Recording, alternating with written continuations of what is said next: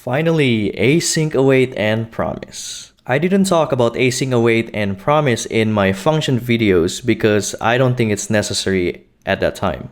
It's not necessary at that time because we haven't learned about JavaScript integration. But now it is the perfect time. As with JavaScript, you can use async await and promise in Rescript as well. Let's see an example. First, let's make a binding for fetch.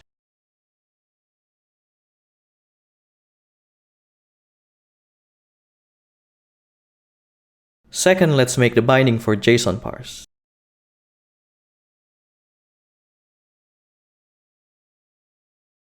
Again, don't worry about parsing like this because we will learn a better way to do it in a future video. Finally, we can use all of these functions.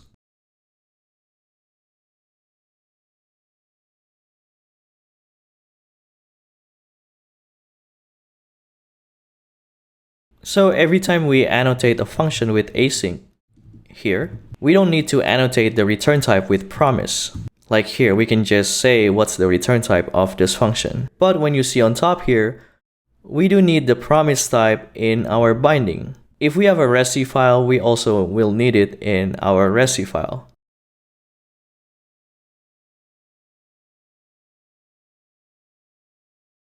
Basically, whenever we use it as a type, we need to use the promise keyword and remove the async keyword. For example,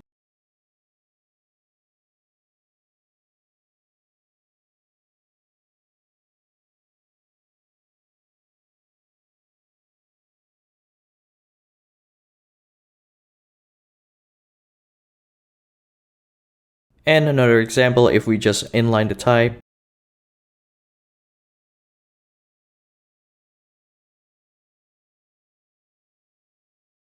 they all do the same thing. So that's all for today. Async await and promise. It's really easy to use it in Rescript. Let me down in the comments if you have any questions. Don't forget to click like and subscribe. See you next time.